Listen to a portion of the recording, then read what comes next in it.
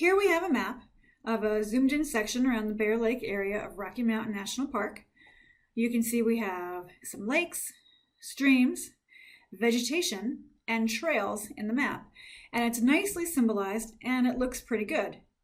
But if you were to start from scratch and add the layers one at a time, you would start out with something that looks like this. And this does not look very nice. So how do you go from this to this? Let's go through the steps. In this map, we have several things happening. Vegetation has been symbolized with colors that kind of make sense for the land cover type. Vegetation polygons have been given a transparency. Vegetation polygons do not have an outline. The trails have been given a dashed line. The streams and the lakes have pretty much the same color, but then the lakes also have a gradient fill in it. And underneath the vegetation, we have a terrain base map so we can see the shaded relief and have some texture on the map. So let's go here and go through each of those things and make that map. Let's start with Bear Lake. We're going to use, from appearance, symbology, unique values, we're going to use unique values, and we have a column in the table called Cover 1. So this is just a generalized land cover. It doesn't have every specific type, and that's all we need. But we do need to change the colors to something that makes a little more sense. What we can do is right here, dense tree, we can right-click in this patch and pick a dark green color. For low shrub, we can pick some type of beige color. Open tree, maybe a lighter green. And for open, which would be tundra, we can go some type of pale yellow or maybe even a gray. But that's still not really what we want.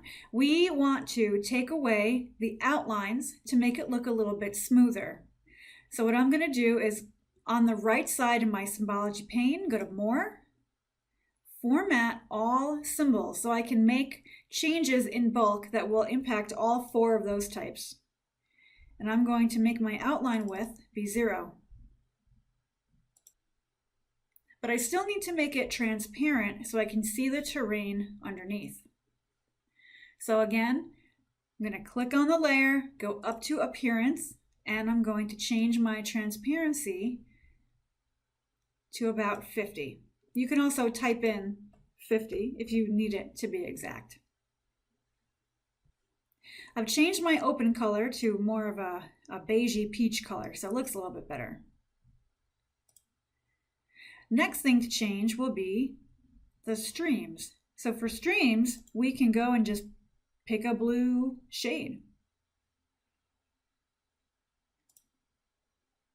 Now we have blue streams. For lakes, we could do the same thing. We could go and pick that same shade of blue. However, the lakes would look nicer if they had that gradient fill.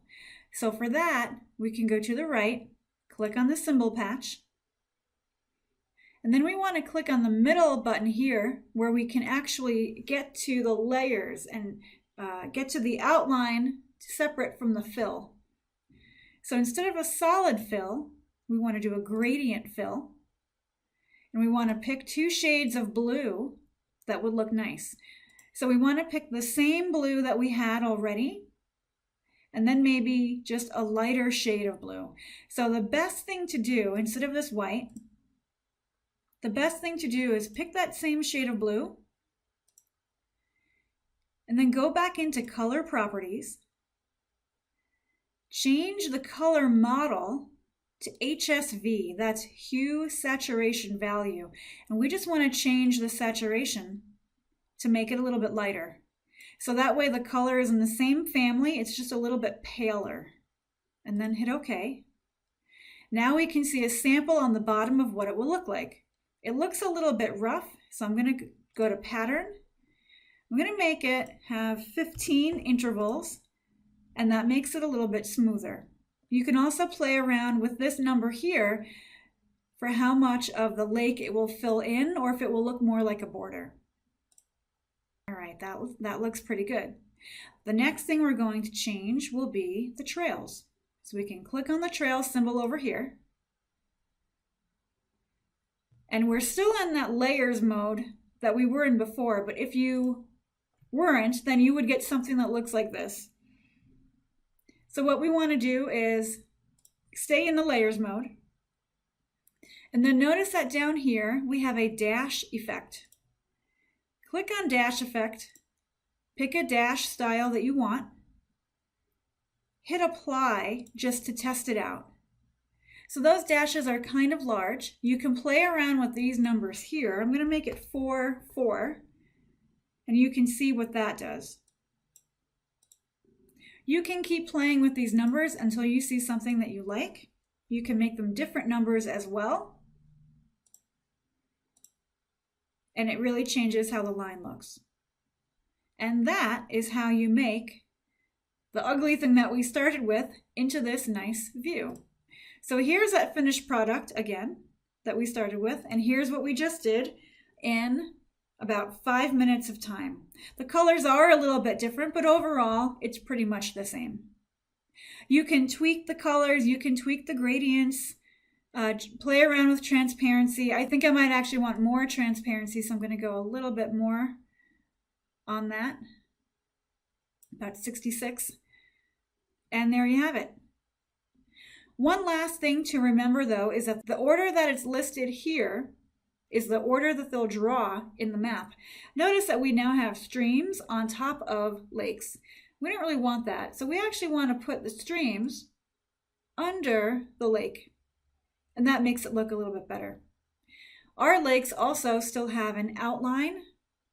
You might want to get rid of that outline to make it look a little more natural. If we compare this map to the first one, you can see it doesn't quite look the same. The reason is it's a different base map underneath. So back to starting from scratch. What we want to do is go to map. The best one to use if you just need terrain underneath and you don't need all of the other stuff is to use terrain with labels. And then the shaded relief has a little more contrast so you can see it better. Terrain with labels also has a reference layer, and those are the labels. So here we can see lake labels and places of interest and mountains and things like that. If you want those on, keep them, but you can also turn it off under World Terrain Reference. And then you have better terrain, sharper terrain underneath without the labels. Here's the first one that I showed you that we were trying to mimic. And here's the one we just created in just a few minutes. So there you have it. Great symbology in a few easy steps. I hope you can have some fun making your own great maps. Thanks for watching.